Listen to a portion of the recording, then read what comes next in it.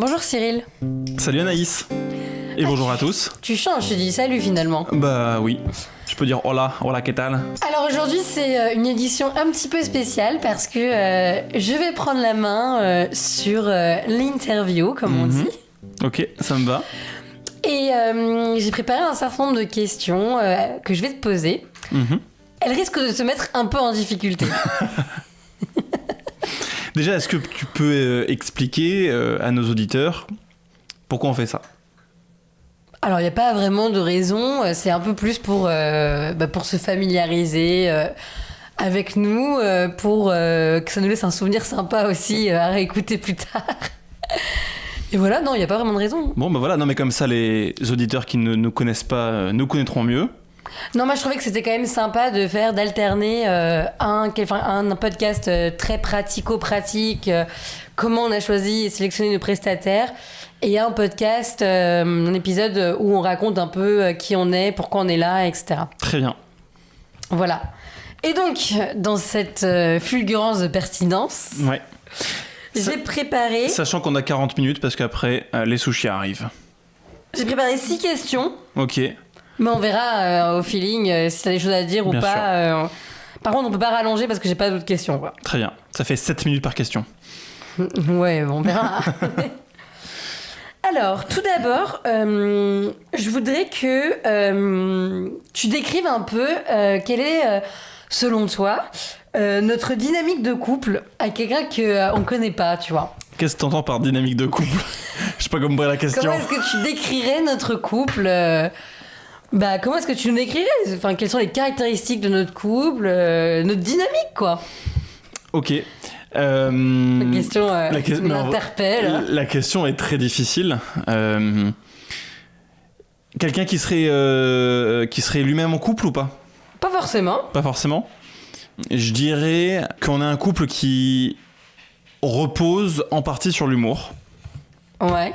Non, ça n'a pas l'air déjà de te... non, j'attends C'est ma réponse, Anaïs, je dis ce que je veux. J'attends la suite, moi. Hein.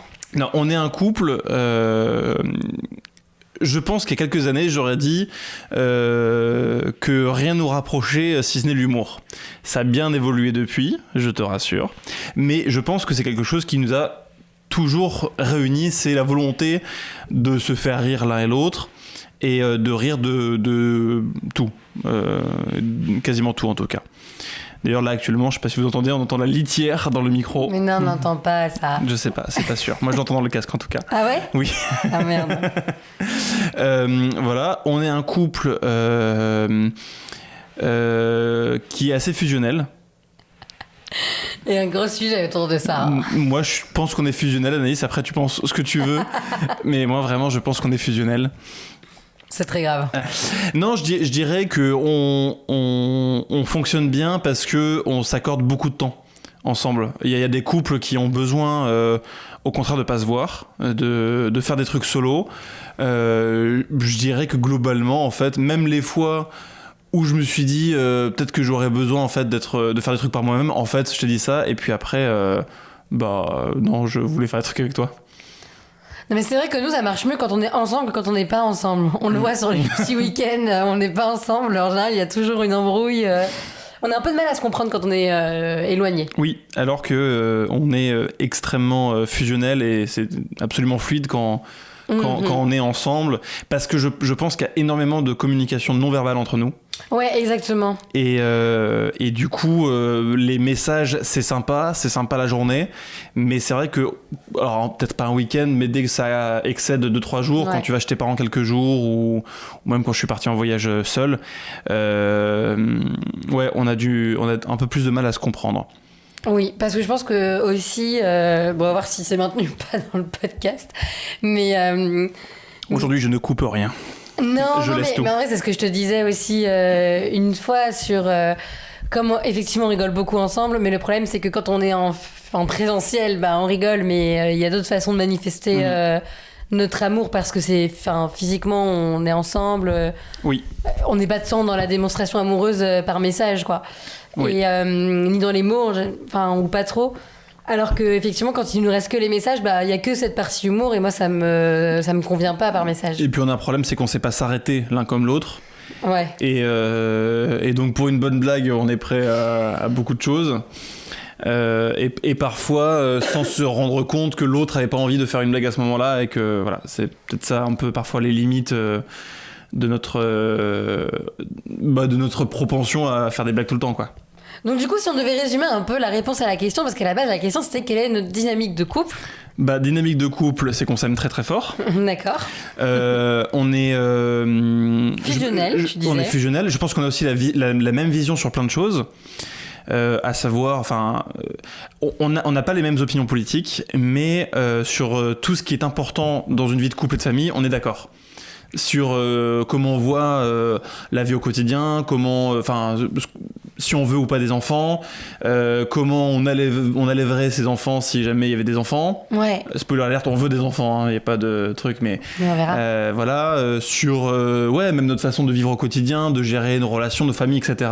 Je pense qu'on est, on se rejoint et on est d'accord globalement sur toutes les grandes lignes. Après, il y avait une époque où on parlait beaucoup plus de politique, du coup on s'embrouillait, mais ça on a arrêté. Oui, mais en vrai, maintenant les choses ont évolué aussi. Ouais, absolument. Et on est moins dans l'opposition oui. Mais parce qu'on est moins peut-être aussi, on est plus sur des discussions de sujets qui de fait amènent peut-être à de la politique à la fin, mais moins sur tel parti ou tel autre parti. Et c'est ça. Ça fait un moment qu'on... Sauf tout à l'heure, il y a 10 minutes dans la rue, mais à part ça... non, parce que je suis pas... ça, j'avais pas d'idée arrêtée sur le truc.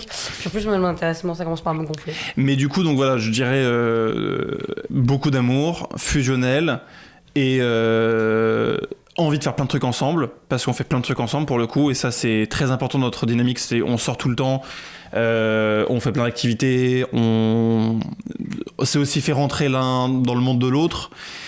Exemple, moi j'allais jamais au théâtre, toi t'allais jamais au cinéma. Là, maintenant, régulièrement, on fait des théâtres et des cinémas. Ouais, c'est vrai. Toi, je pense que avant de me connaître dans ta vie, jamais tu aurais fait un podcast. Non. Voilà. Je pense pas, mais c'est sympa. Là, on envisageait de prendre des cours de danse pour le mariage. Moi, jamais de ma vie, j'aurais dit OK à ça. Mais on envisageait même avant de... Même avant. Bon, on l'a pas fait, mais... on l'a pas fait parce que le temps. Mais donc voilà, donc l'envie de s'intéresser à ce que fait l'autre. Toi, l'une des manières dont tu passes ton temps, c'est de voir tes amis. Et en vrai, moi j'ai toujours envie que tu me racontes les histoires de tes potes. Sachez... Je raconte pas tout, attention. Oui, globalement quand même. Non, pas tout. Pas tout, Pas tout. Il y a plein de trucs que tu me racontes pas. Rassurez-vous les copines d'Anaïs.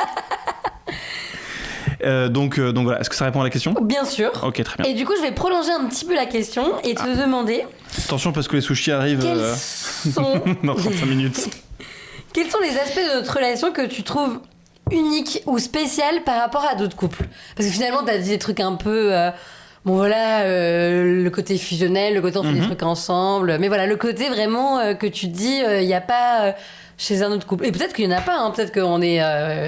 on a peut-être toujours un peu l'impression que notre relation est unique, alors qu'en réalité, elle est semblable... moi, il y a deux choses. Il y a deux choses. Je vais répéter déjà un truc du premier truc, c'est l'humour. Moi, je ne connais aucun couple qui rigole autant que ce qu'on rigole. Après, je suis pas non plus à l'intérieur des relations des gens, mais c'est vrai que j'observe et nous, on se fait rire énormément. C'est vrai, alors que c'est pas si drôle tout le temps. Alors que c'est pas si drôle tout le temps, en tout cas d'un point de vue extérieur, mais objectivement, on va à une soirée qui pourrit, on peut en faire l'un des meilleurs moments de notre vie, juste parce que l'un de nous va sortir une dinguerie, pas forcément publiquement ou alors publiquement, et que ça va nous faire la soirée, voire l'année, vrai. Quoi. Et ça, pour le coup... On se lasse pas très vite. Et franchement, on ne se lasse pas, et puis une vanne peut nous faire rire 50 ans. Ouais. Je pense qu'il y a des vannes qui doivent tenir depuis le jour où on s'est rencontrés, quoi. Possible. Voilà, donc ça, c'est le premier truc. Et le deuxième point... c'était quoi la question déjà ? Le fait que ça ne soit quelque chose d'unique par rapport à quelqu'un d'autre, à une autre couple. C'est la communication entre nous. Et ça, je pense que j'ai l'impression que beaucoup de couples, pour eux, c'est difficile de communiquer. T'as des trucs sur le cœur, t'oses pas et tout. Nous, en fait, au moment où il y en a un qui a pas envie de communiquer avec l'autre, L'autre lui dit écoute Coco, ça va pas se passer comme ça, en fait tu vas me dire ce qu'il y a parce que sinon je te défonce. Oui, et puis ça se voit tout de suite. Se voit, et puis on a des visages quand même très expressifs l'un à l'autre, donc autant te dire que quand il y a un truc qui va pas, en 2 secondes, c'est vraiment écrit sur le front. Et on l'avait déjà évoqué, mais pour prolonger ce côté communication, on a instauré nous tous les dimanches soirs le point couple. D'ailleurs on est dimanche soir et après le podcast on fait le point couple. Et, dingue. Et on a un calendrier Outlook du couple, quoi. Pour le coup, ça c'est tous les dimanches. Et ça nous est déjà arrivé de le faire en décalé quand on pouvait pas, mais souvent on s'y tient. Et donc c'est quoi ? C'est à peu près 1 heure, à peu près, ou un peu moins. Enfin, ça dépend des semaines, des fois des sujets à aborder, des fois c'est beaucoup plus rapide. Mais où on se dit un peu, on revient un peu sur la semaine, les trucs qu'on a fait ensemble et séparément. On se dit comment on s'est senti, on dit les trucs qu'on a aimé, les trucs qu'on n'a pas aimé, les points positifs, les points négatifs, on évoque les trucs qu'il y a à faire la semaine suivante. C'est un format qui évolue en plus. Oui, c'est évolutif, mais globalement c'est les grandes lignes et on parle du pognon. Ça tend, ça, en général. Ça, en général, c'est après ça qu'on s'embrouille. Non, mais comme on dit, putain, on est ruiné. On est ruiné. Donc voilà. Et ça, pour le coup, on avait déjà évoqué dans un autre épisode, je sais plus lequel, mais quand on en parle autour de nous, en général, les gens sont assez... Ils aiment bien. Ils aiment bien, ouais. Et toi, ta sœur voulait l'imposer avec son mari et ton beau-frère a dit non, quoi. Ça l'intéressait pas plus que ça. Ça l'intéressait pas. Très bien. C'est une réponse qui convient et qui sera jugée par nos pairs. Tu me donnes une note à la fin ? Bien sûr. Une autre question. Quelle est la chose la plus... Pression vraiment que peut y avoir une question piège à n'importe quel moment. Bien sûr, c'est le cas, Cyril. Non mais c'est vrai, en fait, pour revenir un peu sur toujours cette lignée un peu de comment est-ce que tu nous décrirais, quel est l'autre point fort et tout ça, une question importante, mais si tu devais raconter un souvenir qui permettrait d'illustrer notre relation par excellence, quel serait-il ? C'est une excellente question, et j'avoue que là, je suis un peu près de court. Bien sûr. Mais c'est la spontanéité qu'on recherchait dans ce podcast, donc c'est parfait. Non, on va pas mentir aux gens. C'est la seule question que tu m'as donnée en avance parce que tu avais peur qu'il me faille du temps pour réfléchir. Moi, j'ai jamais de réponse à ce genre de questions. Écoute, moi, en fait, ma première réponse, j'ai voulu la changer. Puis en fait, pour moi, c'est l'un des meilleurs souvenirs qui répond à ta question. C'était il y a, je sais pas, 2 ans, 3 ans, je sais plus, qu'on était là en Normandie. Ouais. On a pris un petit train. Ouais. Donc on est à la Deauville. On est à la Deauville pour passer le week-end et Anaïs adore les petits trains. C'est les petits trains touristiques là, espèce de petits camions là qui te traînent avec le haut-parleur qui te gueule dans les oreilles. C'est trop bien. Et donc on a pris le petit train de Deauville. Spoiler alerte, il est nul. Non, il était trop bien. Non, il était nul. Non, c'était bien. On n'apprend rien sur la ville. C'est pas le sujet. Et le truc dure 1 heure, il y a une demi-heure d'arrêt sur la plage. Alors oui, vous n'avez pas forcément pour votre argent, mais c'est bien. Et il coûtait 12 balles, oui, c'était super cher. Mais je l'ai offert, je suis très généreuse. Et en gros, dans ce mini-train, il y avait une dingue. Ouais. Il y avait une dame qui était avec sa famille ou je sais pas qui c'était. Et bref, et elle embrouillait tout le monde, mais en mode... elle insultait toute sa famille. Ouais. Comment ça s'appelle le syndrome de Gilles de la Tourette, exactement. Elle était là, son père était en fauteuil roulant, donc elle met son père dans le train, elle plie le fauteuil roulant, les putains de fauteuil de merde. Mais vraiment, elle insulte tout le monde. Nous on était morts alors on trouvait ça très malaise parce que ça se fait pas d'insulter sa famille, mais nous on était morts de rire parce qu'on trouvait c'était un tel décalage avec en plus la classe de Deauville, tu vois, Deauville c'est quand même un peu pognon, un peu classe comme endroit. C'était tellement beauf, tellement pas classe et tout. Et nous, franchement, on parlait des blagues qui nous font rire depuis 3 ans. Il suffit que je le raconte pour qu'Anaïs soit MDR. et ouais, donc ouais, pour moi, c'est un moment où on a trop rigolé. En même temps, on était en week-end / voyage. Et pour le coup, c'est un truc qui nous résume beaucoup. C'est qu'on fait ce que je disais, c'est qu'on fait plein de trucs. Donc voilà, en plus, il faisait beau. Donc ouais, c'est un des souvenirs. Après, évidemment, ça fait 5 ans qu'on est ensemble. Donc évidemment, des millions de souvenirs. Mais le premier, spontanément, auquel j'ai pensé, c'est celui-là. Et du coup, j'ai voulu m'arrêter sur celui-là. Très bien. Par honnêteté intellectuelle. Très bien, ok. Quelle est la chose la plus importante que tu as appris sur toi-même depuis qu'on est en couple ? C'est ChatGPT qui a fait tes questions ou... Bah non. Ouais, un peu quand même. Pourquoi ? Je sais pas. T'es pas satisfait de ma question ? Si, mais j'aimerais que tu répondes honnêtement. À combien de pourcents ChatGPT a... Très peu. En vrai, 0% de ChatGPT. Ah ouais? Ouais. Et Mistral.ai? Non, peu aussi. Ok. 50%. Non, moi, je suis très honnête. Non, c'est des questions qui, je pense, peuvent faire avancer le couple. Qu'est-ce que j'ai appris sur moi depuis qu'on est ensemble? Ouais. La patience. Pourquoi, Cyril? Non, juste pour relancer une saloperie. Non, ça peut être vrai, hein, j'entendrais que ce soit vrai. Mais il faut écrire pourquoi, faut pas juste balancer un adjectif, quoi. C'est une bonne question. Qu'est-ce que j'ai appris sur moi depuis que... La résilience. C'est peut-être pire que la patience. L'abnégation, Anaïs. Après, c'est pas forcément lié à nous, du coup. Ouais, non, j'ai appris un truc. Moi, j'ai appris que j'étais capable d'aimer vraiment et longtemps. Ah, c'est intéressant. Ouais. Et pourquoi vraiment? Pourquoi longtemps? Parce que, alors, sans faire le CV de mes ex, j'ai été en gros dans ma vie en couple vraiment longtemps, une seule fois. Ouais. Quand j'étais beaucoup plus jeune, c'était ma relation du lycée entre genre seconde et un an après le bac, quoi. Mm-hmm. Et moi, cette relation, elle m'a rendu heureux un temps, mais après j'étais très longtemps pas heureux dans cette relation. Et j'ai pas réussi à en partir avant un petit moment. Et donc, une fois que je suis parti de cette relation, que j'ai eu d'autres trucs derrière, comme c'était des histoires qui se terminaient très vite, je me demandais si j'étais capable d'aimer plus que 2 mois, 3 mois, tu vois, que de voir aussi l'amour évoluer, parce que l'amour du premier jour est pas le même que celui de... Non, je sais que tu détestes quand je dis ça, mais en vrai c'est factuel.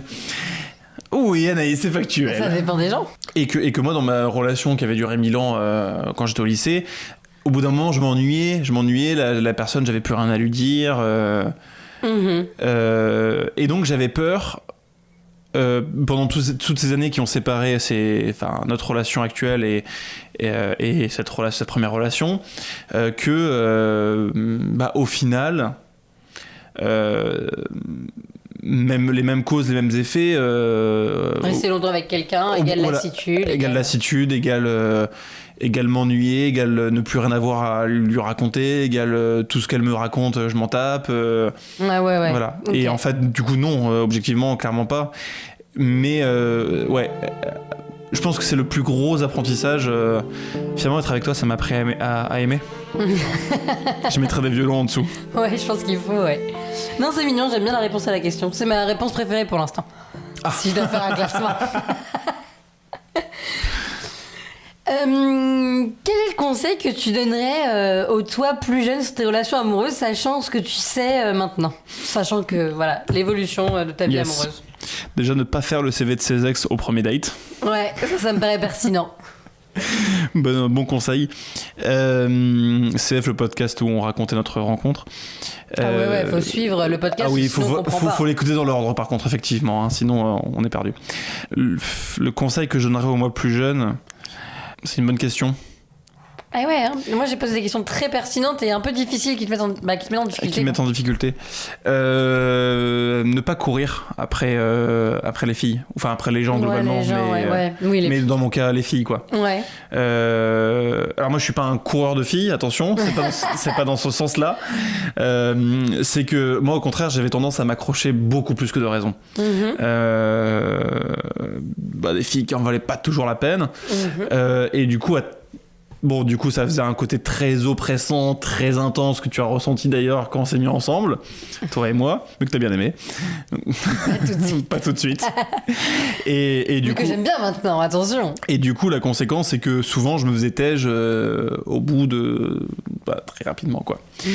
Et bon, moi, pour le coup, mon côté intense, ça, c'est pas ça que je dirais au moi plus jeune de terre, parce que je pense que ça fait partie de ma personnalité, ça fait partie de ma manière d'aimer, et je pense qu'aujourd'hui, c'est aussi ça que tu aimes chez moi, et que si tu t'es détaché et que j'en avais rien à foutre de tout, tu m'aimerais probablement pas, je pense. C'est sûr. Donc, c'est pas ça. Par contre, quand on te tège, en fait, c'est que tu conviens pas à la personne, et c'est facile à dire avec du recul, et maintenant que je suis bien en couple et tout, mais sur le moment, c'est horrible, mais bah c'est pas grave en fait. Il y a d'autres personnes qui t'aimeront après ou qui aimeront ça justement. Et si la personne te tège, d'ailleurs vaut mieux qu'elle le fasse au début qu'au bout de 100 ans de relation. C'est vrai, c'est mieux. C'est normal. Et voilà, c'est que, enfin, j'ai pas envie de faire le truc, mais c'est que la personne te mérite pas, en tout cas juste que tu lui conviens pas et qu'elle te convient pas et tant pis quoi. Donc ouais, c'est ça, de dire même si ça fait mal. Bah les textos à 2h du matin, je vais changer, t'inquiète pas. Ah ouais, c'est ouais. Ouais, voilà, ça c'est pas, je ferais pas ça quoi, je referais plus. Tu lui dirais quoi? Ouais, je dirais ça. Très bien. Quels sont les défis que tu penses qu'on pourrait rencontrer en tant que couple marié, qu'on ne rencontrait pas en tant que couple non marié? Ah, c'est une bonne question. Ah mais moi je t'ai dit que je te prenais des questions difficiles pour te mettre en difficulté. J'ai fait une compilation de c'est une bonne question à chaque réponse à la fin. Je sais pas s'il y a des difficultés qu'on va rencontrer parce qu'on est marié. Pour moi, il y a des difficultés qu'on risque de rencontrer parce qu'on est un couple, parce qu'on veut évoluer dans notre vie de couple. Mais tu penses que le mariage, ça va rien changer? Je pense que ça va changer des choses. Lesquelles? Ah, ça, on fera un podcast dédié là-dessus, on avait dit.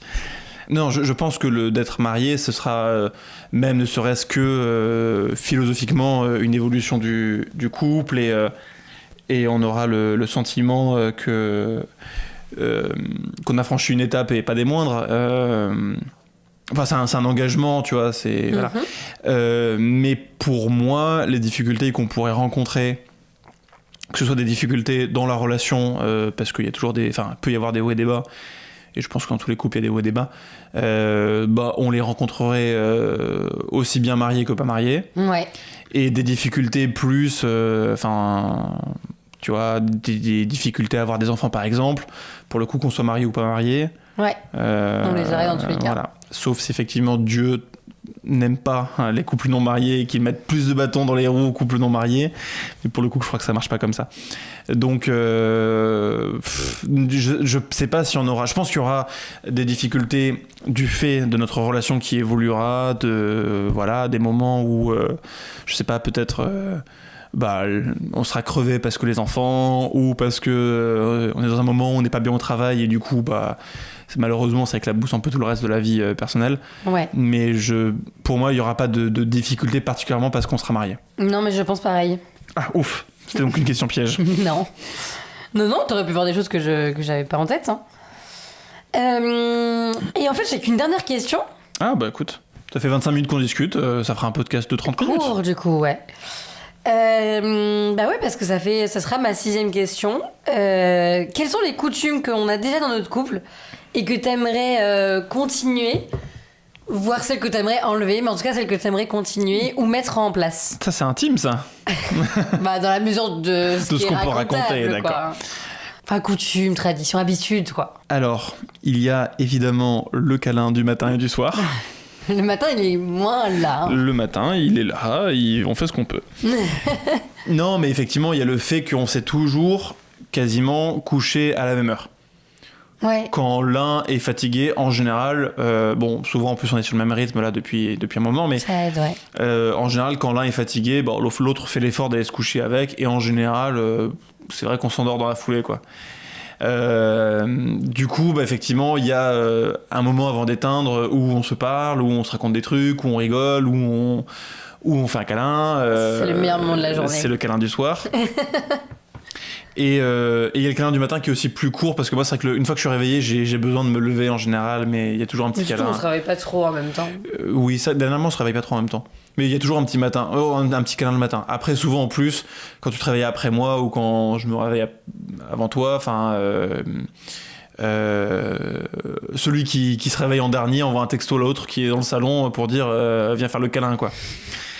Donc voilà, ça c'est le truc, moi j'ai pas envie de renoncer à ça. Après les sushis du dimanche soir. Aléatoire. Hein. Mais globalement, ils sont là. Oui, ils seront là. Ils seront là dans une demi-heure. Après, on a plein de petits rituels, j'ai l'impression, mais qui, là, me reviennent pas forcément en tête, mais j'ai l'impression que notre vie est pleine de petits rituels. Le point couple du dimanche soir. Le point couple du dimanche soir, ouais, bien sûr, j'en parlais tout à l'heure. Pour moi, que je compte pas dégager, même si on va pas non plus faire le couple idéal. Il y a des dimanches soirs où on a la flemme, et des dimanches soirs où on est KO et on se dit, bon, allez, vraiment, est-ce que c'est nécessaire? Et il s'est rien passé de grave cette semaine. Est-ce que ça vaut vraiment? Et en vrai, on s'y tient parce que sinon, c'est la porte ouverte à n'importe quoi, mais on va pas non plus les faire le couple idéal. Des fois c'est avec grand plaisir et des fois on est KO, on a un peu la flemme, et des fois ça se passe pas si bien, et des fois on s'engueule, bien sûr, des fois on s'engueule, mais ça nous évite de nous engueuler à d'autres moments. Je parle beaucoup dans ce podcast, non? Bah oui, c'était le but. Ah oui, d'accord. Donc voilà, ça j'ai pas envie d'y toucher. Et puis après, c'est pas vraiment un rituel, mais moi j'aime bien le fait. Je sais pas si tu vois un lien ou pas. Moi, je sais pas si je le vois, mais bref, je vais le dire quand même. Moi, j'aime bien le fait qu'on adore Noël tous les deux. Et du coup, au moment de la période des fêtes de fin d'année, on fait plein de trucs l'un pour l'autre. Le calendrier de l'Avent, on organise des sorties, on fait des sorties, on va se balader dans Paris pour voir Noël, on regarde des films de Noël, donc c'est pas vraiment un rituel parce que, mais en même temps c'est le rituel de fin d'année, tu vois. Ouais, si, ça correspond à une période. Ça correspond à une période, voilà. C'est pas sur le reste de l'année, mais et pour le coup, ça pour moi c'est hyper important parce que j'adore Noël, t'adores Noël. J'aurais pas pu être avec quelqu'un qui s'en tape de Noël pour le coup. Si, je pense. Franchement, j'aurais pas aimé. Parce que mais t'aimais pas tant Noël au tout début où je t'ai connu. J'ai toujours aimé beaucoup Noël. Ouais. Mais avant, quand je te connaissais, j'étais en coloc. Et du coup, big up Lilian, mais Noël en coloc, j'avoue, c'est pas le même délire, quoi. Ouais. Et puis, moi, de par mon travail, j'ai bossé tous les Noëls depuis que je suis dans la vie professionnelle, et même deuxième année d'études, parce qu'après, dès la deuxième année, j'étais en stage, quoi. Donc j'ai vraiment bossé Noël tout le temps depuis 10 ans. Et je pense qu'à un moment, je préférais ne pas trop me lancer à corps perdu dans les fêtes de fin d'année parce qu'à la fin, j'étais solo pour Noël, etc. Donc ça me rendait un peu triste. Ouais. Sympa, j'ai que je suis triste et tu rigoles. Parce que c'est le un peu triste. Oui. Ouais. Donc voilà, et puis... Mais à noter quand même que c'est toujours la période qui est plus conviviale à Noël que véritablement le jour J de Noël. Mais avec toi, j'ai pu exprimer tout mon amour pour Noël et ça, je suis content. J'avoue que d'être avec quelqu'un qui aime pas Noël, moi, j'aurais eu du mal, quoi. Mais ouais, donc ça pour le coup, j'espère que toute notre vie et puis tu vois, moi j'ai trop hâte qu'on ait des enfants pour qu'ils... beaucoup d'enfants, hein. Bah ouais, bien sûr. T'imagines, on n'arrive pas à avoir d'enfants. T'imagines, on annonce un truc à la fin du podcast. Ouais, bah pour l'instant pas. A priori pas. Ouais, y a pas du tout. Hein. Non, et puis moi, en vrai, quand tu me racontes les histoires de ta sœur avec sa fille, tu vois, avec les lutins de Noël, le Père Noël, les lutins farceurs et tout. Pardon.